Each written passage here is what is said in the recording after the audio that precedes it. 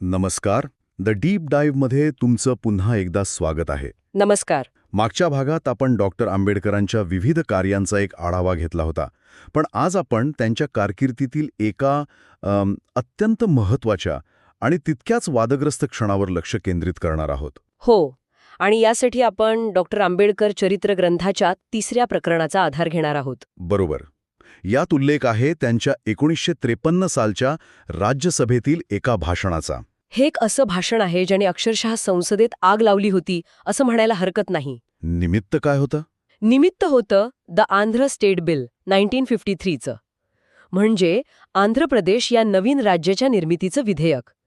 आता वरवर पाहिलं तर हा म्हणजे एका राज्याच्या सीमा ठरवण्याचा प्रश्न होता. साधा प्रशासकीय मुद्दा वाटतो. हो, पण डॉक्टर आंबेडकरांसाठी हा मुद्दा भारताच्या सामाजिक आणि राजकीय भवितव्याशी जोडलेला होता. आणि याच चर्चेदरम्यान त्यांनी ते वाक्य उच्चारलं जे आजही अनेकांना धक्का देतं. हो, ज्या संविधानाचा मी निर्माता आहे ते जाळणारा मी पहिला माणूस असेन. ज्या माणसाने आपलं आयुष्य संविधान निर्मितीसाठी पणाला लावलं तोच माणूस असं का म्हणाला असेल? काय होती यामागची भूमिका? आणि त्या काळी यावर काय प्रतिक्रिया उमटल्या? चला, आजच्या चर्चेमध्ये आपण या ऐतिहासिक भाषणात जरा खोलवर जाऊया. तर चर्चेची सुरुवातच आपण तिथून करूया. आंबेडकरांची जी मूळ भूमिका होती, भाषिक राज्यांच्या कल्पनेला विरोध, बरोबर? अगदी. त्यांनी एकदम स्पष्ट सांगितलं की फक्त भाषेच्या आधारावर राज्य निर्माण करणं हे धोकादायक आहे. हो, धोकादायक आहे. पण मला एक सांगा, भाषेच्या आधारावर राज्यनिर्मिती व्हावी ही तर काँग्रेसची जुनी मागणी होती ना? मग आंबेडकरांचा नेमका आक्षेप कशावर होता? तुमचा मुद्दा अगदी बरोबर आहे. काँग्रेसने 1921 पासूनच भाषावार प्रांतरचनेचं तत्त्व स्वीकारलं होतं. पण आंबेडकरांचं म्हणणं काय होतं की 1921ची परिस्थिती वेगळी होती आणि 1953ची परिस्थिती. त्यात जमीन आसमानाचा फरक आहे. अगदी. त्यांचा खरा आक्षेप भाषेवर नव्हताच, तर भाषेच्या नावाखाली जे राजकारण खेळलं जात होतं त्यावर होता. त्यांनी आंध्रचं उदाहरण दिलं. अच्छा. ते म्हणाले की जर आंध्र राज्य निर्माण झालं तर तिथे राज्य कोणाचं असेल? तेलुगू भाषिकांचं? नाही. ते राज्य असेल रेड्डी समाजाचं. म्हणजे त्यांचा रोख भाषिक अस्मितेच्या आड दडलेल्या जातीय समीकरणांवर होता. अगदी अचूक. त्यांनी संसदेत आकडेवारी सादर केली. ते म्हणाले आंध्रमध्ये व्यापार, जमीन, पैसा, सत्ता सगळं काही रेड्डी समाजाच्या हातात आहे. काही उदाहरण दिलं होतं त्यांनी? हो. त्यांनी एका खासदाराने दिलेल्या माहितीचा उल्लेख केला की एका गावात 1400 एकर जमिनीपैकी फक्त 14 एकर खासगी लोकांची होती आणि उरलेली सगळी जमीन एकाच रेड्डी व्यक्तीच्या मालकीची. हो, ही तर सरळ एकाधिकारशाही झाली नाही का? बरोबर आहे. मग अशा परिस्थितीत जर फक्त भाषेच्या नावावर राज्य बनवलं तर तिथला कम्मा, कप्पू आणि विशेषतः अस्पृश्य समाजाचं काय होणार? त्यांना या नव्या राज्यात गुलाम म्हणूनच राहावं लागेल. इथेच त्यांनी ते प्रसिद्ध वाक्य वापरलं होतं ना, की भारतात भाषिकता हे जातीयतेचं दुसरं नाव आहे. हो, आणि हेच त्यांच्या संपूर्ण युक्तिवादाचं सार होतं. त्यांचा मुद्दा होता की युरोपमध्ये भाषा लोकांना एकत्र आणते, पण भारतात भाषेच्या आत जाती आहेत ज्या लोकांना तोडतात. अगदी. त्यामुळे नवीन राज्याचा पाया हा सर्व जाती धर्मांच्या लोकांचा समान हित असायला हवा, केवळ एक भाषा नाही.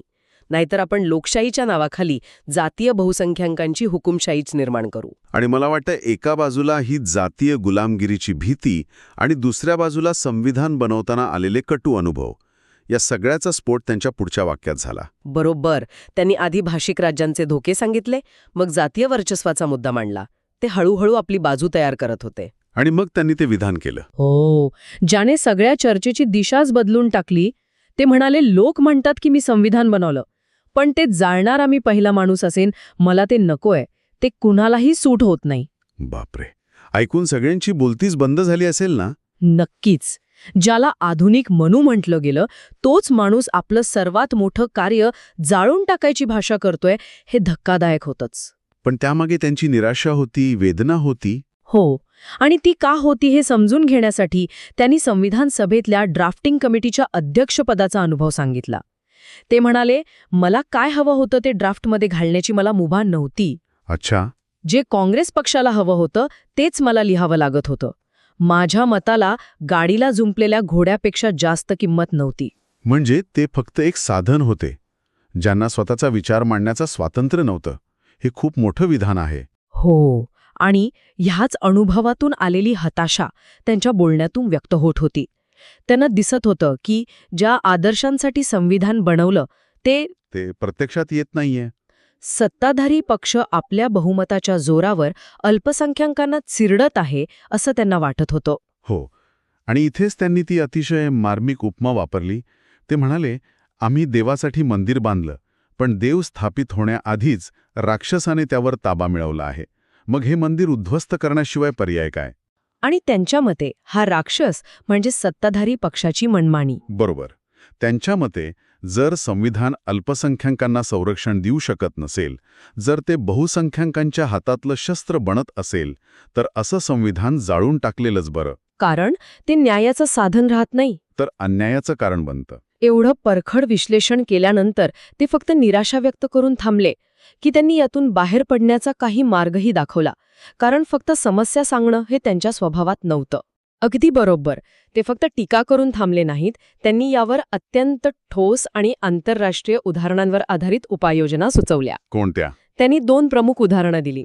पहिलं, कॅनडाच्या संविधानातील कलम 93. अच्छा, त्यात काय होतं नेमकं? कॅनडामध्ये इंग्रजी बोलणारे प्रोटेस्टंट बहुसंख्य होते आणि फ्रेंच बोलणारे कॅथलिक अल्पसंख्य. ओके. तर त्यांच्यात शिक्षणाच्या माध्यमावरून अधिकारांवरून सतत तणाव असायचा. त्यामुळे कॅथलिक अल्पसंख्याकांच्या संरक्षणासाठी तिथल्या गव्हर्नर जनरलला विशेष अधिकार देण्यात आले. म्हणजे? कसे अधिकार? म्हणजे जर एखाद्या प्रांताने अल्पसंख्याकांवर अन्याय करणारा कायदा केला तर गव्हर्नर जनरल तो कायदा रद्द करू शकत होता. इतकंच नाही तर अल्पसंख्याकांच्या हिताचा कायदा स्वतः लागूही करू शकत होता. म्हणजे गव्हर्नर जनरल हा केवळ नाममात्र प्रमुख नव्हता, तर अल्पसंख्याकांच्या हक्कांचा खराखुरा संरक्षक होता. हो. आणि दुसरं उदाहरण त्यांनी ब्रिटनचं दिलं. जेव्हा स्कॉटलंड आणि इंग्लंड एकत्र आले तेव्हा स्कॉटिश लोकांच्या भावना, त्यांचे कायदे, त्यांची ओळख जपण्यासाठी secretary of state for Scotland हे विशेष पद निर्माण केलं गेलं. अच्छा.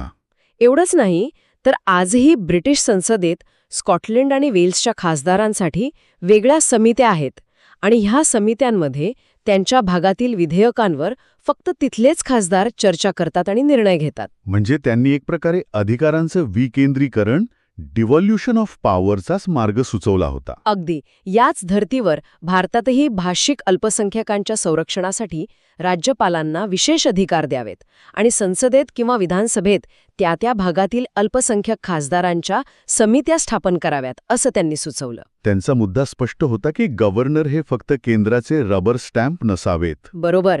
ते राज्याच्या आतल्या अल्पसंख्याकांचे संरक्षक असले पाहिजेत. मग तर संसदेत हंगामा झाला असणार. वादळच उठलं. एवढं जहाल भाषण, त्यात संविधान जाळण्याची भाषा आणि राज्यपालांना अतिरिक्त अधिकार देण्याची मागणी, यावर इतर खासदारांच्या काय प्रतिक्रिया होत्या? अनेकांनी त्यांच्यावर अत्यंत कठोर आणि वैयक्तिक टीका केली. श्री पी सुंदरय्या यांनी आंबेडकरांवर थेट जातीय राजकारण केल्याचा आरोप केला. काय म्हणाले ते? ते म्हणाले की आंबेडकर नेहमी एका समाजाला दुसऱ्या समाजाविरुद्ध भडकवतात. त्यांनी आयुष्यभर हेच केलं आणि आता तरी त्यांनी ही भूमिका सोडून द्यावी. ही झाली वैचारिक टीका. पण काहींनी तर मर्यादाच ओलांडली होती असं ऐकलंय. हो. श्री रामाराव नावाच्या खासदारांनी वापरलेली भाषा तर धक्कादायक होती. त्यांनी आंबेडकरांना एक राजकीय कोडे, एक मानसिक गुंतागुंत आणि एक पॅथॉलॉजिकल समस्या असं संबोधलं. एक मिनिट, पॅथॉलॉजिकल समस्या? म्हणजे ते त्यांना एक आजार म्हणत होते. संसदेच्या रेकॉर्डवर हे शब्द वापरले गेले? हो, हे संसदेच्या कामकाजाच्या नोंदीत आहे. ते पुढे म्हणाले की आंबेडकरांचे विचार सरळ्यासारखे रंग बदलतात आणि त्यांचे युक्तिवाद गांभीर्याने घेण्यासारखे नाहीत. अविश्वसनीय आहे. यानंतर श्री के.एस. हेगडे यांनी टीका केली. ते म्हणाले, आंबेडकरांचं आयुष्यच विसंगतींनी भरलेलं आहे. त्यांनी पण तोच मुद्दा उचलला. हो. ते म्हणाले, ज्या माणसाला एकेकाळी लोकांनी आधुनिक मनू म्हणून गौरवलं, तोच आज संविधान जाळायला निघाला आहे. हा केवढा विरोधाभास. पण त्यांनी तर आंबेडकरांच्या हेतूंवरच प्रश्नचिन्ह निर्माण केलं होतं ना. बरोबर. हेगडेंनी तोच जुना मुद्दा काढला.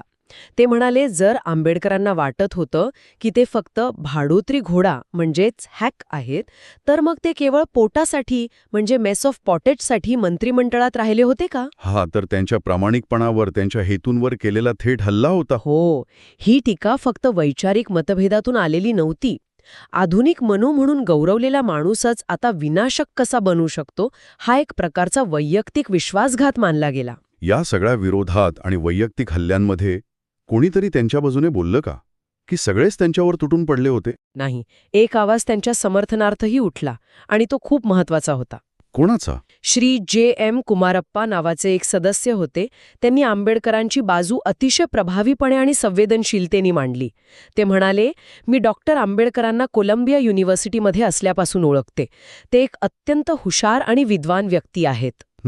पण आज जर त्यांची अशी मानसिक अवस्था झाली असेल, जर ते कुणाच्या मते पॅथॉलॉजिकल समस्या बनले असतील, तर आपण हा विचार करायला हवा की त्यांना या अवस्थेपर्यंत कोणी आणलं.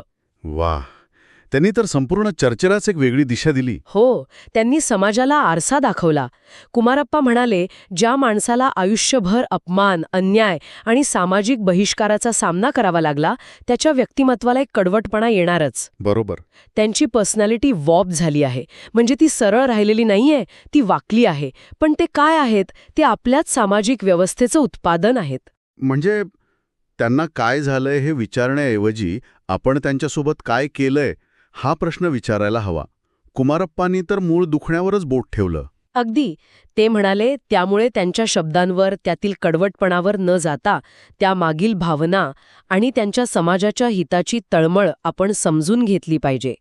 त्यांनी केलेला युक्तिवाद हा शब्दांचा कीस काढण्यासाठी नाही, तर त्यातील तथ्यांश स्वीकारण्यासाठी आहे. कुमारप्पांच्या या भाषणामुळे चर्चेला एक नैतिक वजन प्राप्त झालं असं म्हणता येईल. नक्कीच. तर या संपूर्ण चर्चेतून एक गोष्ट अगदी स्पष्ट होते की आंध्र प्रदेश निर्मितीवरील डॉक्टर आंबेडकरांचं भाषण हे केवळ एका विधेयकावरचं भाष्य नव्हतं. नाही, ते भारतीय लोकशाहीच्या भविष्याबद्दलचं, तिच्या आत्म्याबद्दलचं एक गंभीर चिंतन होतं. भाषा, जात आणि सत्ता यांचं नातं किती गुंतागुंतीचं आहे आणि ते अल्पसंख्याकांसाठी किती धोकादायक ठरू शकतं हे त्यांनी अत्यंत परखडपणे मांडलं. आंबेडकरांचा इशारा स्पष्ट होता. लोकशाही म्हणजे फक्त बहुमताचा कारभार नाही. बरोबर. जर घटनात्मक संरक्षण असूनही अल्पसंख्याकांना राक्षसाच्या राज्यातच राहावं लागत असेल, तर ती घटना त्यांच्यासाठी एका कागदाच्या तुकड्यापेक्षा जास्त नाही. हाच विचार त्यांच्या संविधान जाळण्याच्या विधानामागे होता. आणि जाता जाता एक विचार करण्यासारखा मुद्दा म्हणजे आंबेडकरांनी या भाषणातून लोकशाहीतील एका मूलभूत आणि आजही तितक्याच महत्त्वाच्या प्रश्नाला हात घातलाय. कोणता प्रश्न? तो प्रश्न म्हणजे बहुसंख्याकांच्या मताचा आदर करणं आणि त्याचवेळी अल्पसंख्याकांच्या हक्कांचं संरक्षण करणं यातला समतोल कसा साधायचा. हो, आणि जेव्हा एखादी घटना किंवा कायदा जो कागदावर सर्वांसाठी समान दिसतो, तो प्रत्यक्षात बहुसंख्याकांच्या हिताचं साधन बनतो, तेव्हा अल्पसंख्याकांनी काय भूमिका घ्यावी, हा प्रश्न आंबेडकरांनी 1953 मध्ये विचारला होता. आणि तो आजही तितकाच जिवंत आणि महत्त्वाचा आहे. हीच त्यांच्या विचारांची ताकद आहे की त्यांनी विचारलेले प्रश्न दशकानंतरही तितकेच प्रासंगिक वाटतात. या विचार करायला लावणाऱ्या मुद्द्यासोबत आजची चर्चा आपण इथेच थांबूया. डॉक्टर आंबेडकरांच्या आयुष्यातील आणि विचारांमधील अनेक पैलू अजूनही उलगडायचे बाकी आहेत. पुढच्या भागात आपण डॉक्टर आंबेडकर चरित्र ग्रंथातील पुढच्या प्रकरणावर सविस्तर चर्चा करू. तोपर्यंत नमस्कार. नमस्कार.